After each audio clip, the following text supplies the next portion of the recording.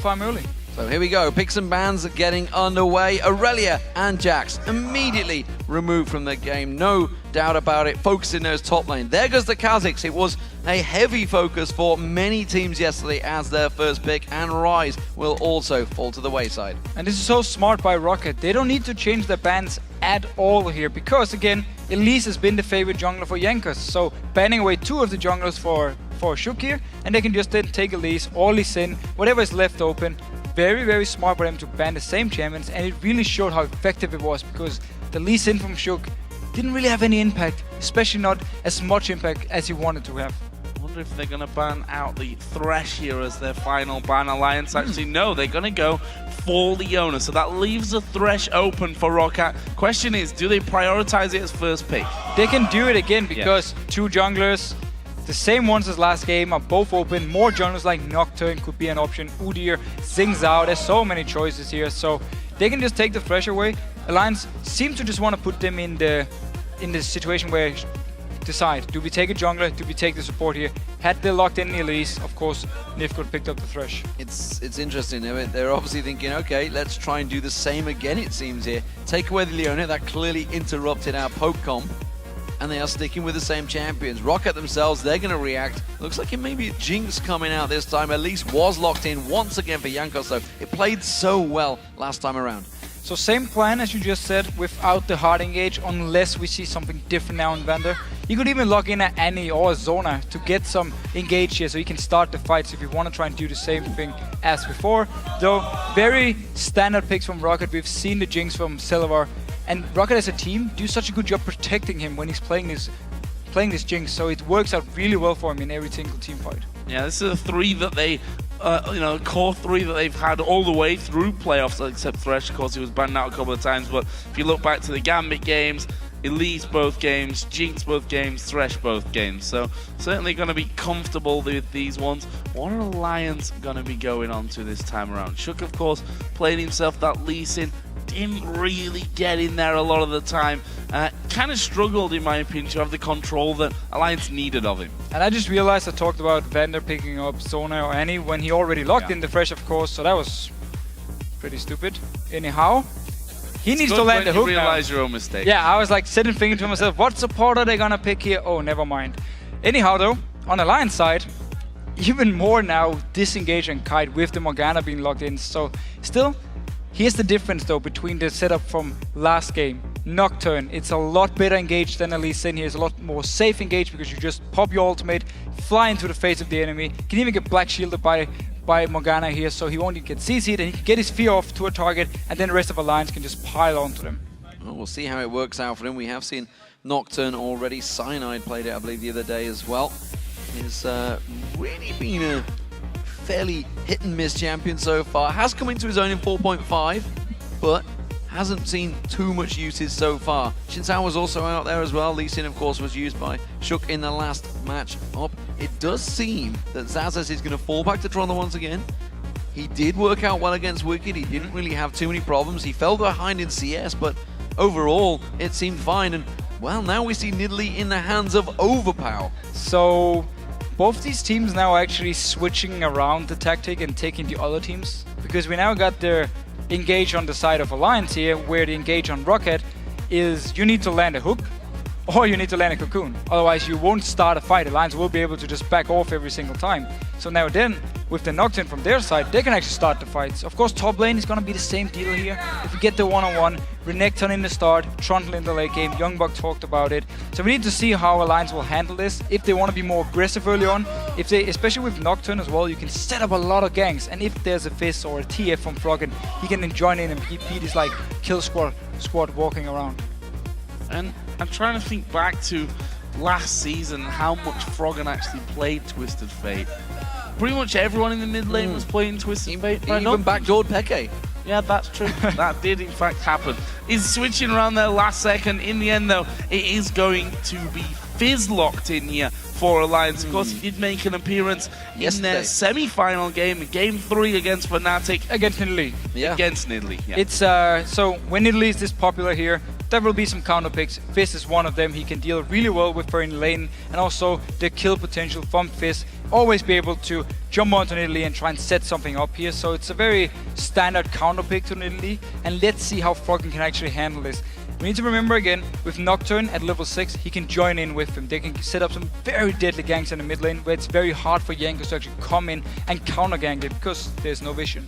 We'll see how this one works out. Last time Alliance, of course, picked a similar team comp. It didn't work out for them, but they have some differences. The Black Shield up against the Thresh Choke. Vander on his key champion. Celiva falling back to that Jinx. This all worked very well for them against SK. Yeah, and it's such a good setup because, yeah, Jinx, you don't have any jumps, but now you got the Lantern from Thresh here. You got the help from him to actually stand there and hit the turrets and get out, or in general just in the laning phase to avoid the ganks here. You can take the Lantern, get to safety. So it's a very good combination between these two champions. We saw that 1-3-1 split push the entire time from them, and it was that 3 champion kill squad as well for ROCCAT. You know, land the hook, throw the chompers down, and then the cocoon comes in afterwards with the box if you really need it by then. You can't get away from it, you can't move. No, it's such a strong combination between these champions because, again, pull them into the chompers, and from there on and out, you're just going to be CC'd for such a long time. If Jankos, it's impossible to miss a cocoon then if the Tiger's been locked for such a long time. We'll see if it can be that strong again this time around. I mean, they're falling back to what worked for them, what got them at the top of the table early on in the season, that 1-3-1 split. You're going to have, like you say, Xaxus on his own,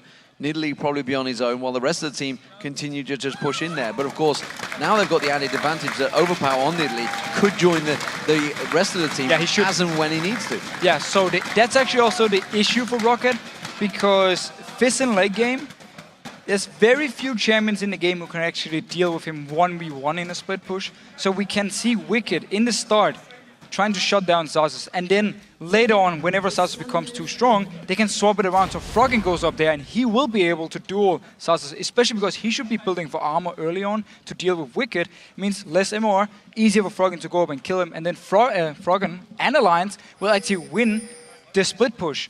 And then, of course, with a Nocturne who can join in around the lanes here so quickly. So very scary split push combination here from Alliance, and then a split push comp, of course. And they can actually go 1-3-1 as long as they do well in the early game. Well, we're going to find out here into game number 2. ROCCAT 1-0 up. Don't forget, this one is a best of 3 to decide the third place game. So ROCCAT only needed now the one more. Alliance need 2 in a row, but they've done it before, let's not forget already, in the quarterfinal of playoffs, where they lost the first game to the Copenhagen Wolves and then came out to win 2 in a row. Let's see if Alliance, or ROCCAT for that matter, go for anything interesting here at level 1. We can see that 3 men are on the bottom side of the map for Alliance, Fizz and Renekton on the top side. Both Vander and Celiva are actually headed up towards the blue here, so looks like we're going to be seeing a swap. So swapping around here, very, very smart, because again, Trundle is weaker in the start. Get him in the lane swap now, get him some levels, and then he can join up later on against Wicked. Xaxus going to face check in on towards Wicked. Wicked will put some damage down. The rest of ROCCAT will join him. And this is a late invade onto that red. And the Alliance doing exactly the same. They're going to see Jankos down there. So the jungler out of position. Is going to be a red buff stolen away. Shook is with the jungler this time. He's going to be the man. He's with the jungler. He's with himself is what he is. Taking away that red buff. The red buff will be stolen away. That means Jankos is actually only going to get 1 buff. Well, no, because Jankos is moving towards the red buff up here. Yeah, they backed on it. Which, of course, Wicked need to back away. It means, however, though, he's going to be delayed because Shook is already moving for his blue buff. Jankos didn't even get the first buff yet. Wicked showing himself here, actually not going to get involved. This is potentially a 4-man stack in the top wave. And at the moment, I think that's where Wicked's going. He's heading on down south. I think they're thinking we need to do the same thing here. They've got to, surely. I mean, if they start to push in their ROCCAT have been the team that, for me, have hesitated more than any other team when it comes to these swaps and fast pushes. We can actually see, though, that ROCCAT have just Vander and Celiva on the top side, and the rest of them seem to have moved around to middle. As we get a little pause, seems to be a problem with Vander. So what the Alliance is doing here is actually moving Wicked all the way down to the bottom lane so it can do this 4-man push, because Shook is moving from the blue buff as well. Obviously, it's a little bit delayed because Wicked needs to move all the way from top, but he's going to join in there. And if Xaxus doesn't do the same thing, then the tower push is, of course, in favor of Alliance, because also with the bottom lane turret taking more damage than the top lane turret. Well, at the moment, of course, they didn't have vision. We are just having a client restart for Vander. You hear the noise of him reconnecting. They're just waiting for the admins to give the all clear. Both teams, of course, need to be ready to unpause and make sure they can get the game back underway, which is exactly what they're doing right now. Vander has played some magnificent Thresh throughout this season. We'll be able to see if he can land hook after hook, of course. He did get himself some of those LCS big plays. We saw them at the start of the show. If you missed them, well, tough, simply. You should have been there. To be fair, he got like 3 or 4 LCS big plays all in one go. So he did, that's how well he did with the Thresh. Well, just go rewatch the game. Like, every single time he had the chance to land a hook, he did.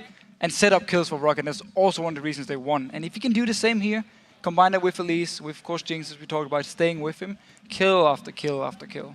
So here we go, ladies and gentlemen. We are getting back into the game. Game 2, ROCCAT versus Alliance. ROCCAT pushing the top turret, and Alliance, they kind of need to be doing the same. They were holding the lane for a while, though. They're not pushing too hard. So Jankos, because he was so delayed, he's actually moving towards his blue buffs. He won't be able to join up here at the same time as Shook. Shook is down the bottom lane, 4 members. Alliance are going to win this lane swap so hard. They can just push so fast now. That bottom turret, of course, weaker in the early stages up until 8 minutes, and that is going to be a first one going over towards Alliance. The question is now, how fast can ROCCAT push back on the other side of the map, and how far are Alliance going to try and go for this one? It is now 4 in the top lane for ROCCAT, so 4 men in the top, 4 men in the bottom. Mid lane, Froggen is actually going aggressive onto Overpower as well.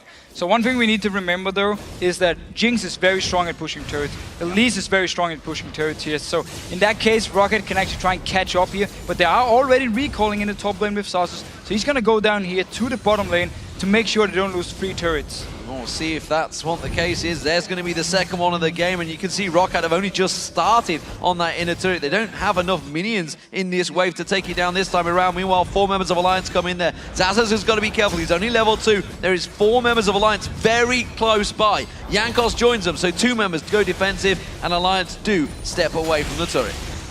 That leaves them 4 versus 2, obviously taking some damage in there. Celiver and Vander still trying their best to get this one on through. It's at less than half HP. Actual recoil is coming in now from Wicked, so he's going to be the one that heads straight out onto this top lane. But will it be too late to save this second tier turret? I believe it will be. That one's going to go down with this minion wave. Yeah, so ROCCAT will get this turret down here. Just trading turret for turret. Could have been a lot worse, but whoa, Shook gone very aggressive onto Jankos.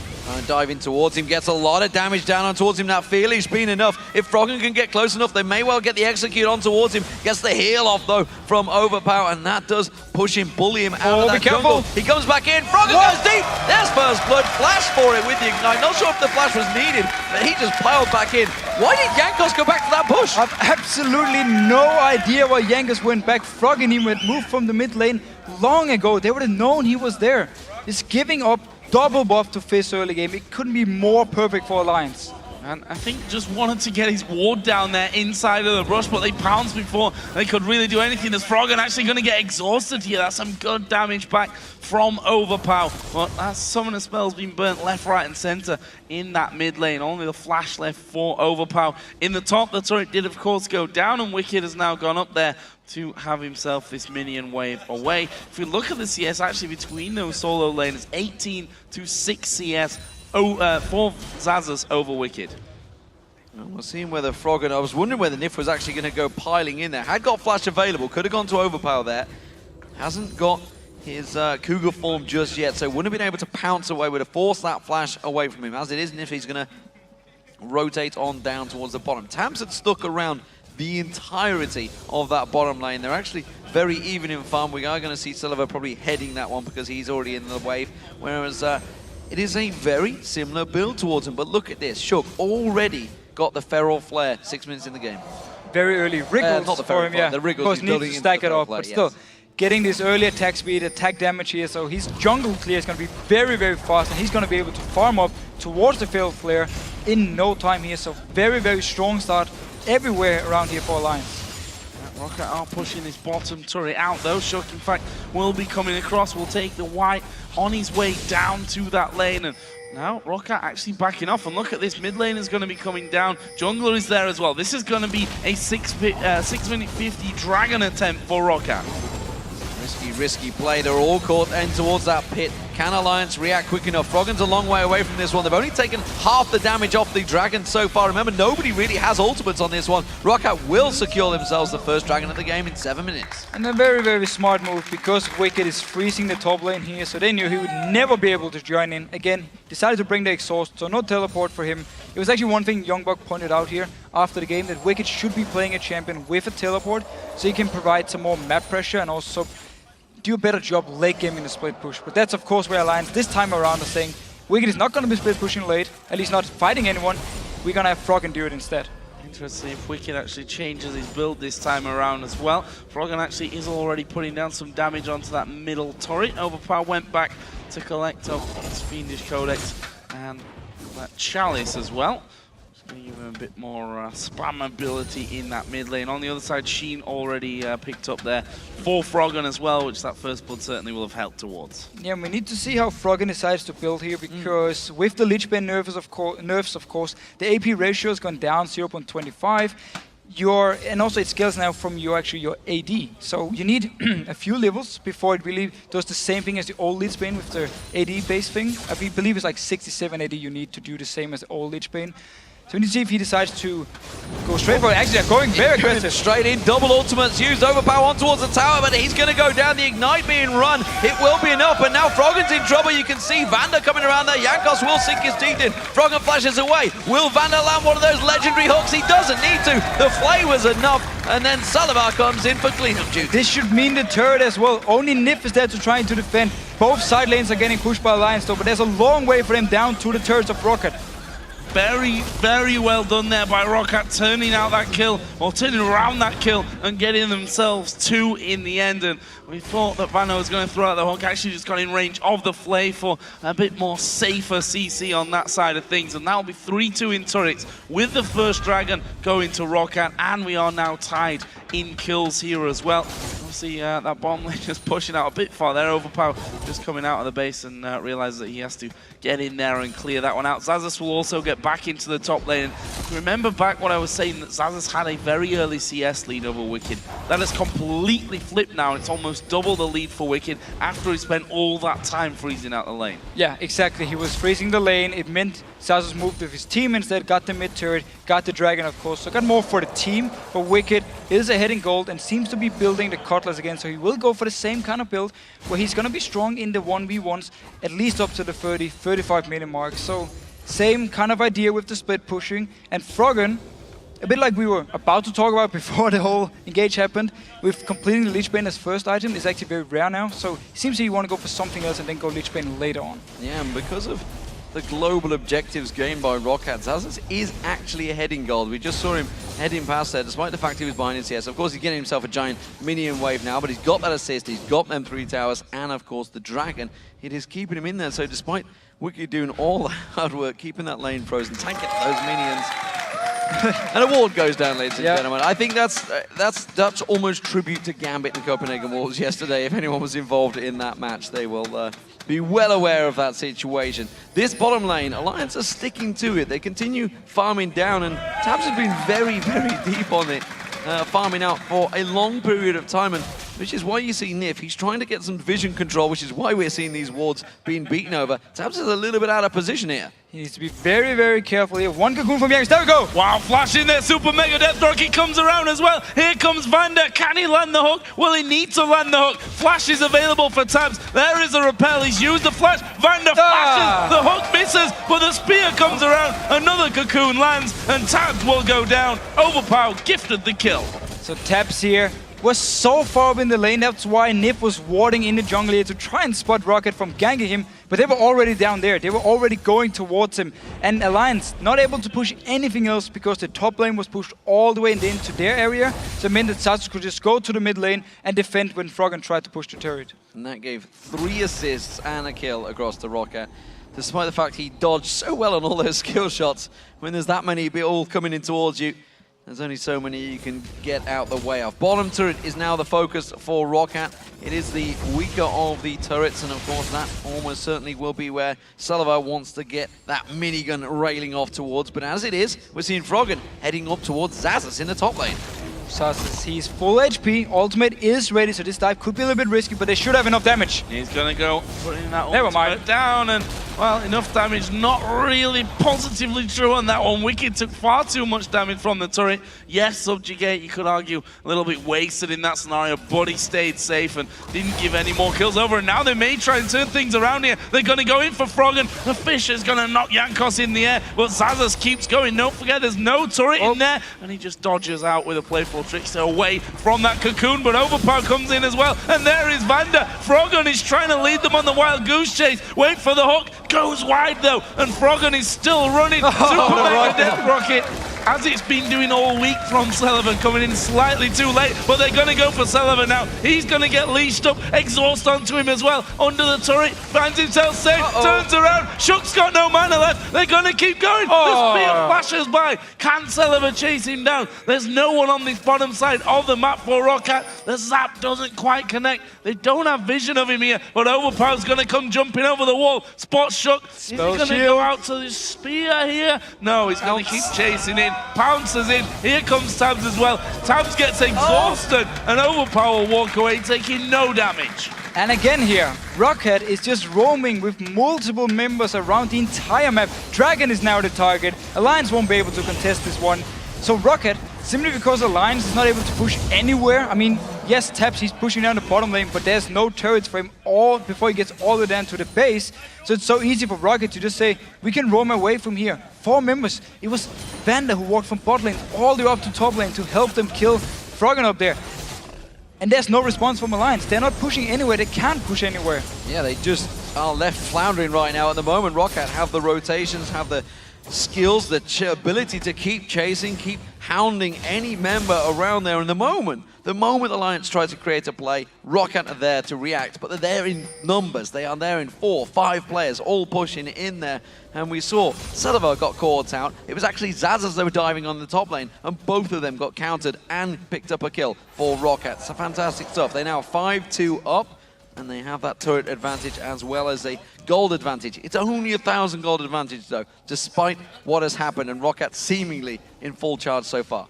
Yeah, it might only be 1,000 gold now, but remember, Nidalee is on the side of ROCCAT here. Once you fall behind to a Nidalee, I know she can be weak if you're behind yourself, but once you fall behind to her, it's just the same deal. Push up to your turrets and just land spear after spear after spear. So it could be a big issue for Alliance if Overpower gets up here and really starts landing the spears early on. Well, that's what we're going to see here possibly now as that minion wave does start to move in. Overpower hanging around over on the side, and that push going to be coming up now on towards the turret. Once these minions are gone, Froggen might need to just back away from things. There was the first spear, just dodged by Froggen. That turret going to be shredded to pieces. Shook is there, but honestly, he can't do anything about that one. That's another turret here for ROCCAT. And you know, something we really haven't touched on is the fact that Alliance are pretty much all melee apart from Tabs. Tabs is the only man that can keep that wave at bay. If Froggen wants to try and clear the wave, he's going to jump straight in towards ROCCAT. ROCCAT can siege it away, and the fact that they've already got this advantage, they're already making use of that power. You can see they're all rotating now down towards that bottom lane. It's going to be another turret. This will be the 5th of the game for ROCCAT. And a bit like the last game where it was the same deal. You had Tabs as the wave clear, and then the rest of the team, they could try and help out, but they can never really fully clear wave as fast as you need to do if multiple members are pushing up towards you.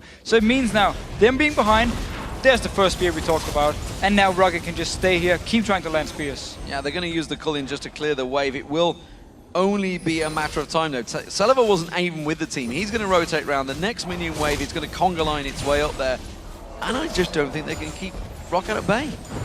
They've got 2 dangers here, not just the spears coming through, but if a hook lands as well onto someone at the backside, ROCCAT can get in there with Zazas tanking stuff up. In the end, we see Alliance just can't hang on to it. That's another turret going down, and all of a sudden, 16 minutes into this game, Alliance finds 6 towers have gone down. They've only got their base remaining.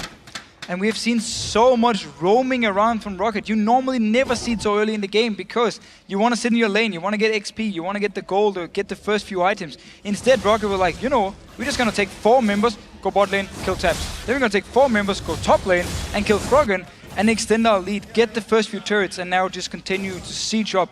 Let's see if they want to keep pushing up towards the lane because remember, they need to go all the way into the base of Alliance now. So there's a big area here where Alliance can chase them if they get a good fight onto them, or they want to try and set up some picks, maybe even set up an early Baron here with the Trundle, with Elise, and with Jinx. At the moment, they are doing everything, playing by the numbers. The only 2 towers they lost was that early split push from Alliance, or fast push, or I don't even know what word you want to use for it. Basically, they just piled on down that bottom lane with 4 members. I'm sure there is a word out there that everybody likes to use, but at the moment, it's just simply taking towers down. Taking the towers down the lane top. And actually, because they recalled up in top here, they got down and only traded 2 turrets for 2 turrets. Yes, there was a few hits from Alliance onto that tower, and Wicked got a lot of farm once he got back up in the lane. But simply then, ROCCAT said, we don't care about Wicked free farming top or freezing the top lane. We just take objectives, take the dragon. And as you mentioned yourself earlier, once Xaxus came up there and took a wave, he was actually ahead in gold. And I want to talk about this, the fact that Wicked was freezing that lane, because I remember this came up quite a lot during the World Finals. You know, the European teams were doing it. I distinctly remember Gambit doing it. Edward and Genja were freezing the lane. It was Voidal, sorry, and Genja that were freezing that bottom lane. It wasn't Voidal, was it? They changed him just before World. No, it was Voidal. It was Voidal. I'm trying to cast my mind back. It was Darker first. But the difference was, what I wanted to get down to is if this gank goes off, actually. Let's just wait for this gank first. They're going to go on towards Xaxus. Xaxus is tanky, though. And you can see Shook. He's taking all the damage. Overpower pounces on towards him. Now Froggen's in trouble. He's going to have Plateful Trickster away from this one, but he's going to get chased on him. Pounced on. Overpower Goon. All of the damage trying to chase on towards him. He's going to try and turn it back around, but there's just not enough damage. And that was another double kill picked up. They went for the tankiest member. It was an easy target. So, it's going to be a Baron started off here by ROCCAT. Back to my point. Why did Wicked not push that lane? Why did he choose to not pressure that top turret? Because he didn't apply pressure. ROCCAT were allowed to just push all of the other objectives around the map. They just ganged up, they got the dragon, they got the mid turret, all because he was just sat in that top lane. So first of all, he didn't bring a teleport, which means as soon as, even if he fast pushes the lane up here, it's actually going very aggressive onto Celavar. Flashing in there for that one, but he takes a lantern into the Baron pit. Nip gonna try and steal, but it's ROCCAT that get the Baron, and now they turn around on towards Wicked. The box is down. Vanda gonna get exhausted, but Wicked with only the Blade of the Rune King can't get away. Overpower will pick off Nif as well, and that's 2 men down for 25 to 30 seconds. They can push here towards the inhibs. Okay, trying to go again. Back to the point though. No, Evan, skip it for now. ROCCAT setting up the early Baron after they got 2 kills up in the top lane here. Alliance had to try and stop it. Couldn't do anything. And the hook came in. Oh, there's one of those hooks. Make yourself a highlight reel, because Vanda has been living it the whole spring split season long. 10-2 in kills. First inhibitor going down. We're not even in the 20-minute mark, ladies and gentlemen. Alliance can't even surrender if they wanted to, because those inhibitors are falling, and ROCCAT are in complete control over Alliance here. Froggen needs to be careful. He's way behind the enemy lines. Yeah, he's going to get chased here for quite a while, and dodging the spear is something that he can do pretty well. Just juking off to the side. This is going to be a cat and mouse as he actually throws the ulti down there. Lantern is going to be thrown in as the Flay comes down as well. The hook, point blank, he's hit a lot harder ones, that's for sure. The playoffs as Froggen. Oh, no! And he fails to jump over the wall. Meanwhile, Shook trying to recall in the enemy jungle. I'm afraid for him that he's not going to be able to get away. Cocoon will land. Xaxus will come around and wait for that pillar to come in. Shook doesn't really care right now. The subjugate actually going down. The pillar comes in the end. Jankos just stopped to have a bit of a chat with his teammates, I think, there along the way. And that fear isn't going to proc off before the kill comes in. However, Overpower is Nidalee. And he walks away, as Nidalee does. Yep. A lot of chasing around. Oh, the chat. They were saying, let me escape, please, please. Xaxus is like, nope, you banned my Jax. I'm not letting you escape this one. Straightforward. ROCCAT playing this one out for the win. Of course, it would take them 2-0 and make them finish 3rd place, which is a fantastic showing for a team that only just got promoted, of course, during the spring promotion tournament. And a team that through the entire season, I mean, they started out so well. Everyone was talking about, whoa, this new Polish team coming in here, they're so strong. The teamwork, like the new picks they brought also to the table. They were one of the first teams to play Pantheon jungle, for instance. The Mordekai's a mid for Overpower. So from the start, they really showed what a strong team they were. They had some issues during the season where teams started to adapt to the tactics, ban out some key things, but they've really come back strong. I like that they're not scared of experimenting. I mean, Overpower brought out Akali in the playoffs. Yeah. Like, that just shows you that they are not scared to go for something that they think's right and may not quite be the norm at this stage. I see that Wicked, he is pretty far behind at this stage. Blade of the Ruin King went in there first, all well and good, but we saw there at the Baron that he can't survive, and there's a spear onto Taps. Talking about normal, we have a Wit's End onto Yankers on Elise here, so... Pretty normal. Yeah, very normal. Wow. Heavy hit after heavy hit, I think, is the explanation for that one. There's Chum the Waters being used out. Froggen trying to escape, but he's got the damage. Jankos manages to finish him off with the last little tick of poison. All due to the Wit's End, of course. Could possibly be. They're going to go for another in-him turret here. They're actually trying to fight off the super minions, our alliance here, that are pushing up inside of their base. They're going to lose this in-him turret, though. That Baron buff is still on. And look at Zazas. He's chomping down on the top side of the map as well. This could very well be 3 inhibitors going down. ROCCAT so far ahead at this stage in the game. 23 minutes gone in this game, and it looks to be all over for Alliance. It's been a fantastic season for them. They were a new team at the start of this season, of course, having exchanged from the Evil Geniuses into the Alliance, and of course changing 3 members on the way. They have tried to perform as best of their ability. They're trying to defend out this turret, but it's going to be all too easy. Selavar gets excited and starts running around, zapping everyone in his wake. That speed boost it gives you. It's the game for ROCCAT, ladies and gentlemen. They will take 3rd place in the spring split. Very, very well played by ROCCAT in both games, actually. In the end, you know, they really just dominated Alliance. Not even close, I think we can say. Game 2, 17-2, it finished in kills. There was a 16,000 gold lead, 11-2 in turrets. Let's put that into perspective here. That's 2 turrets that Alliance got within the first few minutes after they went for those 4-man pushes down the bottom, and ROCCAT pushing in the top side. Yeah, and as soon as they swapped around with Wicked, going up to top lane, going back to your point here. First of all, when you don't bring the teleport onto the Renekton and he goes up to top lane, it's obviously a very free dragon for ROCCAT. And nothing Alliance could do to stop it with 5 members from ROCCAT. At the same time, as you just pointed out yourself, if he had fast pushed the lane, he would have denied a lot of CS from Xaxus, at least forced Xaxus to think, should I stay and do this dragon, or do I have to go up to top lane instantly now? I'm going to lose all this CS here. He could have tried to deny him some of this CS, forced him away from the team, so Alliance with the 4 members could have gone in, possibly even trying to stop the dragon, because he didn't, because he was so slow, froze it all the way. Yes, he got a big CS lead, he got some experience lead, but